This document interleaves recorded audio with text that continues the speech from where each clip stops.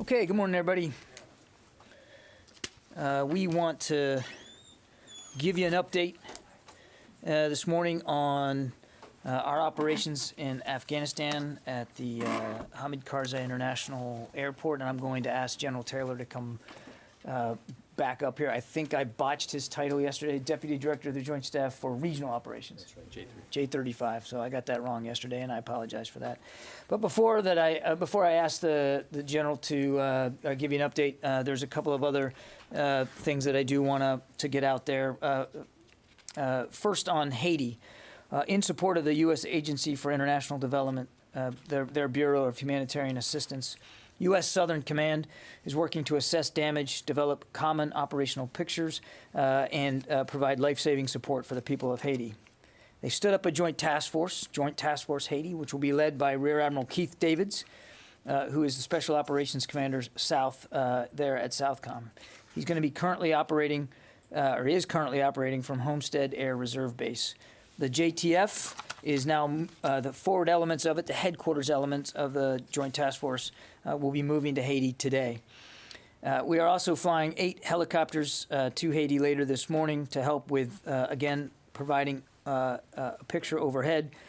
The USS Arlington, a Navy amphibious ship, will be getting underway today as well, and we'll have embarked on it 2 MH-60 helicopters. It also will have on board a surgical team and a landing craft mechanized to be able to move things ashore. The U.S. naval ship Burlington is also going to be used to provide aerial footage and assist with our overall assessment. 2 P-8 Poseidon maritime reconnaissance aircraft, which are currently operating out of El Salvador, will also be sent to the region to provide aerial coverage and assist again in our assessment. And that's where we are right now, is getting a clear picture of what the situation looks like on the ground. The assessment team on the ground will continue to look at the area and to report back to Southcom so that we can best coordinate and integrate U.S. AID and other agency assistance to the people of Haiti. There are also 2 U.S. Coast Guard cutters on station in southern Haiti. There are 7 additional cutters now moving forward. There will also be 1 U.S. Coast Guard fixed-wing aircraft operating out of Guantanamo Bay, again to help us provide aerial visibility on what things look like on the ground. And we do expect that field hospitals, 4 field hospitals from U.S. Southern Command will be set up in southern Haiti by later this week. So the U.S. military continues to provide unique air, medical, logistical, and engineering capabilities in support of USAID and their Bureau of Humanitarian Assistance. They are leading this effort. We are supporting them to help save lives and alleviate human suffering in these critical early stages of a disaster relief operation. So we'll have more to say in coming hours and days on that, but I wanted to give you an update on Haiti. Another update on COVID response efforts in response to the latest surge, and at the request of FEMA, the Department of Defense is identifying 5 medical assistance teams to support efforts around the nation. These teams will be comprised of about 20 medical personnel, including doctors, nurses, and respiratory therapists. Currently, the department will provide a medical assistance team, one of these medical assistance teams, to a hospital in Lafayette, Louisiana.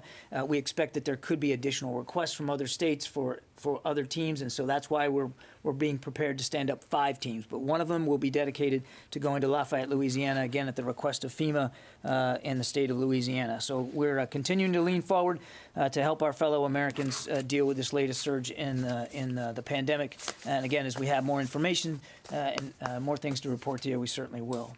So with that, I'm going to turn it over to General Taylor. And for clarification on the teams, they're all military personnel that are on these teams? These are military medical assistance teams. Okay, yep. Great. Okay, General, if it's okay if I can leave all my stuff on the podium, I'll turn it over to you. Good morning. Nice to see you again. Thank you, Mr. Kirby, for the opportunity again to give you an operations update of current operations in Afghanistan.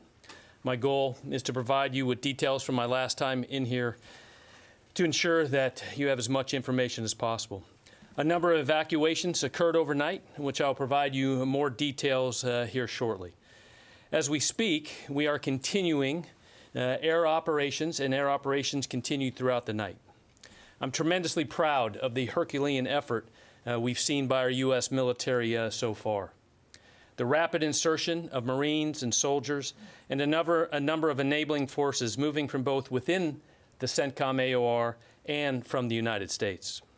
Yesterday, the U.S. military footprint in Afghanistan started at about roughly 2,500. And by the end of today, there will be more than approximately 4,000 troops on the ground in Kabul. Forces will continue to flow in and reinforce the State Department and DoD effort there. The operation is ongoing, and I'd like to give you a few more details on that operation. HKIA remains secure. It is currently open for military flight operations as well as limited commercial flight operations. Throughout the night, 9 C-17s arrived, delivering equipment and approximately 1,000 troops. Additionally, 7 C-17s departed. These flights lifted approximately 700 to 800 passengers, and we can confirm 165 of these passengers are American citizens. The rest are a mix of SIV applicants, third country nationals. Responding to the situation at HKIA, our initial focus was to insert forces and equipment. As part of this force flow concludes, the speed of evacuation will pick up. Right now, we're looking at 1 aircraft per hour in and out of HKIA. We predict that our best effort could look like 5,000 to 9,000 passengers departing per day. But we are mindful that a number of factors influence this effort, and circumstances could change. We will keep you updated. There are a number of unexpected challenges that can occur for personnel in a complex and dynamic security environment. We are confident we have taken the right steps to resume safe and orderly operations at the airport. We continue to prioritize the safety of military personnel and those who await evacuation from Afghanistan. With great effort and care, we proceed through each day of this work. You have likely seen the image floating around of Afghan families in a cargo plane. This speaks to the humanity of our troops in this mission, the skill and professionalism of our U.S. military. The last point I'd like to make is about the assessed threat right now. We have had no hostile interactions, no attack, and no threat by the Taliban. We remain vigilant. We also have not experienced any additional security incidents at HKIA. We retain the security of HKIA that enables the safe, orderly evacuation of Americans and Afghans. I want to reinforce that we are focused on the present mission to facilitate the safe evacuation of U.S. citizens, SIVs, and Afghans at risk, to get these personnel out of Afghanistan as quickly and as safely as possible. That mission has not changed. The mission is of historical significance, and it is incumbent upon us to be resolute in the protection of American and Afghan lives. Thank you. Mr. Kirby. Thanks, General. Okay, Bob. So, John, I have a narrow question for the General and a broader question for you, if I could start with him, if you don't mind. Oh, right? Sure, absolutely. I'll just leave. That's fine. General, I think you said that you would ramp up to 1 aircraft departure per hour. That's the planning figure. And when would that, my question is, when will you get there? We hope within the next 24 hours. And so as the commander on the ground continues to build the combat power there and flights are available, that is the goal. Okay. If I may ask a question of you, John? Yes, sir. The General mentioned that there have been no hostile threats from the Taliban at the airport. I'm wondering, does the U.S. have an arrangement with the Taliban to allow the evacuation airlift to proceed until August 31st? And the second question is, under what circumstance would the U.S. troops leave before August 31st? So on your first question, Bob, what I would tell you is coming out of General McKenzie's discussions with senior Taliban leaders in Doha, our commanders at the airport are in communication with Taliban commanders on the ground outside the airport. There have been discussions. There is communication between them and us. And I would just let the results speak for themselves. I'm not going to get into the details of how those discussions are progressing, because there are interactions multiple times a day. And as the general said, I think very well, there's been no hostile interactions from the Taliban to our operations at the airport. So the point of that would be to allow, that the Taliban is willing to allow it to proceed, and they're cooperating in that regard. I would just let the results speak for themselves so far, and we're not taking anything for granted. And the prior to August 31st, part of my Oh, I'm sorry, yeah. Right now, as the general made clear, the mission runs through August 31st. The commander-in-chief made it very clear that we were going to complete this drawdown by August 31st, and which now includes the drawdown of American citizens, the pulling out of American citizens and drawdown of our embassy personnel. So that's what we're focused on. That's the timeline we're on. And as the Secretary made clear to leaders even as recently as this morning, time is of the essence, and we all share a sense of urgency here. But right now, the mission runs to 31st of August, and I won't begin to speculate what happens after that. Court? Do those discussions with the Taliban include talk about allowing Americans or Afghans through some of these Taliban checkpoints, or even potentially expanding the perimeter around the airport so more people can get there safely? That's one of the things that we're hearing, is that people can't get through these Taliban checkpoints, and they can't even get to the airport to leave. Yeah, again, without going into the details of communications, of which I'm not a part, as I said, there are interactions down at the local level, and as the general said, we are processing American citizens to get out. So again, Court, without speaking to the sausage making of communications here, thus far, and it's early on, the results are speaking for themselves, and I think that's probably where I'd like to leave it. And then one for General Taylor. Can you just, on the numbers, so this is now 700 to 800 that have gotten out. So is that now a total of somewhere in the neighborhood of 1,400 to 1,500 total people have been taken out since August 14th when this began? Yes, rough numbers, yeah, to include the SIVs. And can you say, just from an operational perspective, is there talk of expanding the perimeter around the airport? Right now, the airfield, like I said earlier, is secure, and the commander on the ground has the ability to continue to flow flights in and out. So I would say the airfield's secure right now to allow us to do that mission. Barb? Just to clarify a couple of things on what you said about these talks with the Taliban, to make sure I get it. It is U.S. military personnel that are talking to Taliban commanders? Our commanders in the operation have had communication with Taliban leaders.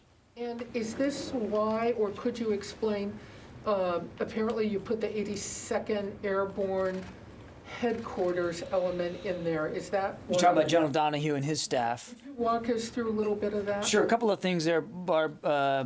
Number one, this is what the 82nd Airborne does really well. And as the Global Response Force, their job is to be ready to assist in a very expeditious manner. And the task of securing and operating an airfield is actually a unique task that the 82nd can do, and General Donahue has experience in that. So that's one reason. Number two, Rear Admiral Vaisley, who has been commanding on the ground, also has a spate of other duties he has to attend to include liaison with the State Department, our allies and partners that are also on the ground there in Kabul, the Turkish support element. There's a lot of things to do, so we felt like this division of labor made the most sense given the urgency of time and what we're trying to accomplish in the next couple of weeks. So the 82nd, I'm sorry, just to make sure, 82nd is in command at the airport, and the general you mentioned is the one talking to the Taliban. I'm not going to talk about specific conversations, Barb, or who's having what. Our commanders, in fact, I don't even, Admiral Vaisley has been there throughout this thing, and I don't know exactly, maybe the general knows when General Donahue is getting there. But just suffice it to say that our commanders there at the airport are charged with securing that airport and keeping it secure, and to doing what is required to keep it secure and to get operations back up and running and to be sustained. And they will and should have whatever interactions they believe are necessary to accomplish that mission. I'm not in a position now, and I won't begin to get into a position where I'm detailing every single conversation or what the details of that are. I think, as I said to Courtney, the best judge of how we're doing is how we're doing, and the results that we're achieving. And I think I'd leave it at that. John? Let me get to Helene, and then I'll come to you, Tom. Go ahead, Helene. Thank you, Kirby. This is for General Taylor. I understand that the Marines are there and our troops are there and they're under orders. We don't want them getting into a combat situation with the Taliban. So you do have a little bit of a balance that you have to strike between getting this orderly evacuation out of the airport, but at the same time, we know that there are reports on the ground from your SIV applicants that a lot of them are getting beat up on the way to the airport. They're getting beat up outside of the airport. How do you manage then, and I know this is a bit of what Courtney and Barbara are both asking you, but how do you manage to strike that balance between, we're not here to get into a fight, we just want to get our people out, but you got to get your people to where they can get out? Sure. So as we look at the military task and requirements of securing the airfield, that's what we are absolutely focused on doing to ensure that part of this whole mission is being able to be completed. I'd really, on the outside, as we talk about on the outside of the airfield and through Kabul and that process there, I'd really have to push that over to the Department of State, because our mission right now is that securing of the airfield to allow those that come onto the airfield to quickly be put on aircraft and evacuated. Tom. John, I want to get back to the numbers of Afghans and others trying to get out. If you look at the SIV people, special immigrant visa, and their families, there are estimates of 70,000 to 88,000. And then you add the P2 people who are trying to get out to a third country, and then maybe hundreds, if not thousands, beyond that. So all told, the total universe we're talking about is probably 100,000 people trying to get out of Afghanistan. Given that, are you confident with your planning that by the 31st you can get all those people out, or is that uncertain? What we're confident is that we're going to maximize capacity to the degree that we can, and that at max capacity, as the general said, given what could be more than 24 sorties per day, you could get to 5,000 to 9,000 people out per day. Our focus is on, again, making sure that the environment, the conditions are set to be able to do that. As I said the other day, airlift is not going to be a limiting factor, but it also is going to require and has required constant liaison with our State Department colleagues who are obviously in charge of administering the special immigrant visa process and the other priority visas that you mentioned. So we're working hand in glove with them on the manifest. You know, who's being processed, when they're being processed, and making sure that that they're ready and able to get on flights out of that. So it's a complex interagency effort here, Tom. What I can tell you, I can't guarantee a certain number by a certain day. I wouldn't do that. As the general rightly said, weather can play a factor. In fact, weather has played a factor today. So what we think is at max capacity, 5,000 to 9,000 per day, a couple of dozen sorties, maybe even more per day, conditions permitting. But it has to be done in close concert with our State Department colleagues. And so we'll do as much as we can for as long as we can. And you talk about the 31st, the mission coming to an end. That's an arbitrary date set by the White House. The White House could, the president could, I know this is a question for the White House, extend that deadline into September as long as the airport is secure. Isn't that right? The mission that we've been given, Tom, is to conduct this drawdown by the 31st of But August. if the airport's secure, you could continue into September, couldn't you? That's a decision that the President, Commander-in-Chief would have to make our mission right now. We have to talk about what we're doing now, Tom, and what our focus is. And that's on getting this completed by the 31st of August. Okay, John, Jen? can I follow up on the agreement with the Taliban? Do you have an agreement with the Taliban that they will allow for safe passage to the airport for SIVs, number one? And there also are reports that you are having to negotiate now with former Gitmo detainees. One of the leaders in Qatar is a well-known Gitmo detainee who was released in 2014. Are you finding yourselves having to negotiate with former Gitmo? I know of no negotiations with former Guantanamo Bay detainees, Jen. On your first question, I think I would just, again, leave it to what I've been saying. There are interactions at the airport by our commanders with Taliban leaders out in town. As I said, they are charged with making sure this is a safe and secure environment, and we trust them to have the interactions they feel they need to have to ensure that in every aspect, across the whole spectrum of what this mission requires of them, that they can do it safely and efficiently in an orderly manner, and I'm not going to go beyond that. And John, why are we not hearing from Defense Secretary Austin and General Mark Milley?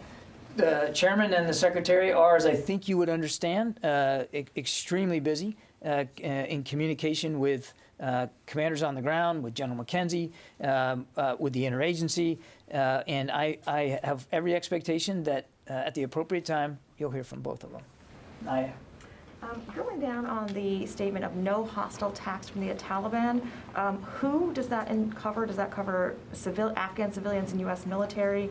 And is that limited to the airport, or is there also monitoring of Taliban attacks outside of the airport? Mission is about the airport. As the general said, there's been no hostile interactions with the Taliban on either our people or our operations. And can you confirm, so there is no tracking of what the Taliban is doing? Our focus is on security and the operation of the airport. I mean, I haven't gotten to anybody on the phone, and I need to do that, or I get in big trouble. Megan.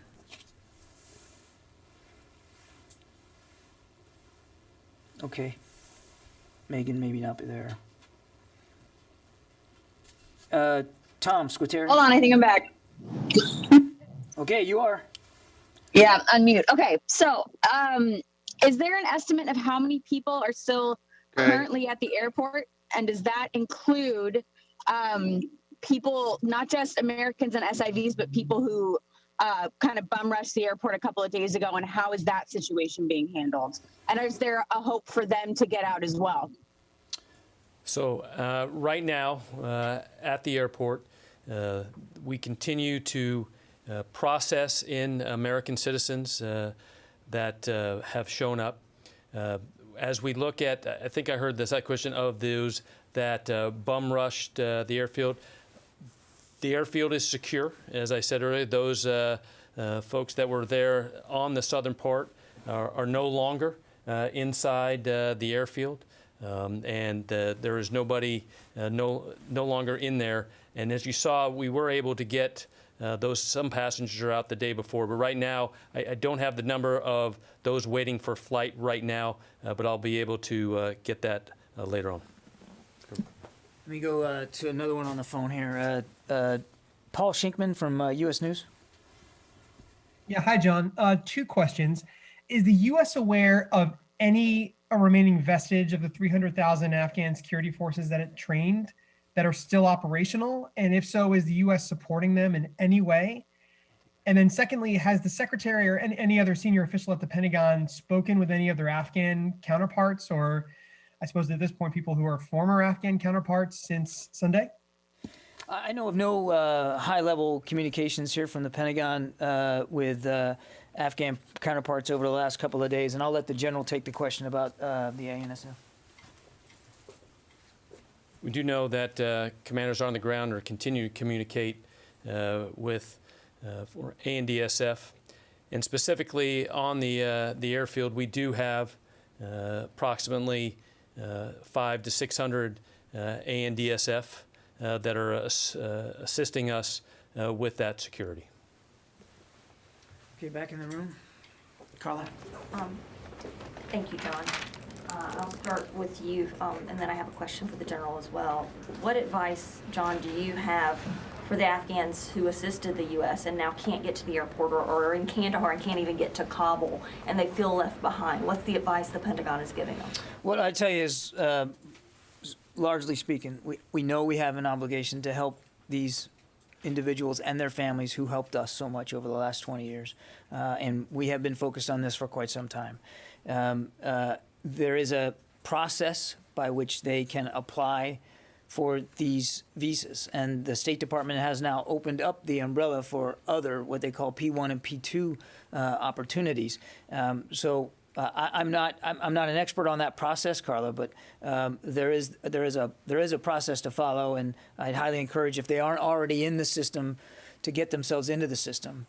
And I understand, if I think I understand the second gist of your question is, are we going to be able to physically move someone from somewhere else in the country into the airport? And right now, our focus is on the airport itself and making sure that it stays safe and secure, and that operations, air operations, which have resumed, can sustain themselves going forward. And there's an awful lot that has to be done in that. So, again, sacred obligation we take very seriously. There is a process, and I would highly encourage them, if they're not already in that, to consult with State Department officials to get themselves enrolled in that. And then what we'll do, as we've said from the beginning, is help get them out of Kabul.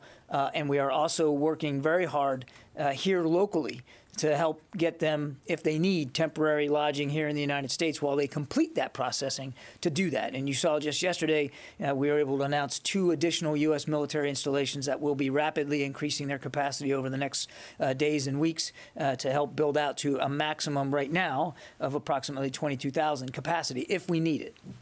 Okay, and then secondly, I had asked about this yesterday, but the investigation into the civilian casualties, can the U.S. Defense Department confirm the number of civilian casualties that happened when that C-17 took off? What are the total number of casualties that you're tracking at the airport? You mentioned the two.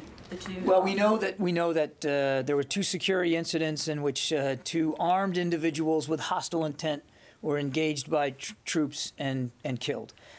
I don't have a firm number of additional casualties that we know have been reported, at least in press reporting, certainly by this incident with the C-17, which took off, as you saw, as taxiing with people running alongside it and even attached themselves to the aircraft. What I can tell you is the Air Force has taken a look at this, and I think you'll hear more from the Air Force later today about that. And I think I really need to leave it at that right now. Can you say at least 4? I can't, Carla. I'm not in a position to give you a specific number, but again, I think you'll hear more from the Air Force later today about this. Does that include about the report that there was an Afghan civilian whose remains were found on a landing? I think you're going to hear more from the Air Force about this today, Court. A couple more. Louis? John, couple of clarifications. General Donahue from the 82nd Airborne is headed to Kabul to become the overall commander of this particular mission. What happens to Admiral Vaisley? And then another question. No.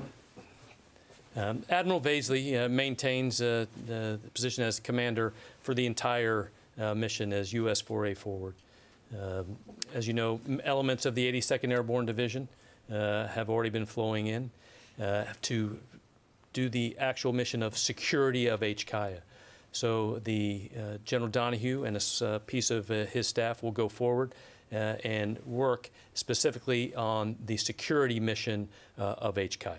And then Admiral Vaisley remains? That's right, as the overall commander as US 4A headquarters forward, obviously under General McKenzie as the CENTCOM commander. And if I could follow up on something you said earlier, you said there were 700 ANDC, Afghan security forces at the airport. Has a commitment been made to them that they will also be evacuated afterwards once this mission is complete? Yeah, I know that our commitment to ensure that the security there at HKIA is increased by having those members of the ANDSF with us at this time. I mean, Louis, I think that would have to, it would be a decision by those individuals if they wanted to apply for, a visa and to pursue that approach. that it would be up to those Afghans to make that decision for themselves. Okay, I'll take one. Quick follow-up. Okay. You have mentioned that the administration thinks there could be thousands of Americans still in Kabul and in Afghanistan possibly, and that you're prepared to, evacuate them if they can get to the airport, et cetera, but that there are thousands of Americans. With that estimate in mind, is the administration confident that all Americans are essentially free of Taliban control? Do you have anything that indicates the Taliban are going after any of these Americans? Well, there's a lot there, Barb. I can only tell you what we know, and that there hasn't been any hostile interactions by the Taliban to our people or to our operations. Part of our operations include helping evacuate American citizens, and that process continues. The general gave you an update, 165 or so just in the last 24 hours. I can't speak to the locations, the whereabouts of every single American throughout the country and their desires to stay or to go. That's just something we're not equipped to do here. Again, you've got to understand the limited, tailored mission that we're trying to conduct right now. I'll take one more, and then we got to let the general get back to his day. And I forgot to get to Tom Squateri. So, Tom, I'll give it to you. Hi, thanks, John. Good morning.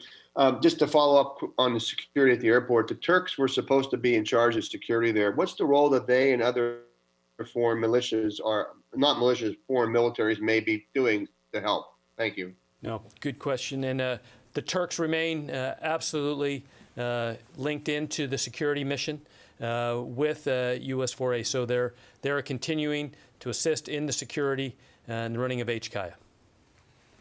Okay, thanks, everybody. We're going to have to call today. We will be able to brief you again later this afternoon. It probably won't be on camera, but we'll do another on-the-record briefing this afternoon. So we'll see you then. Bye-bye.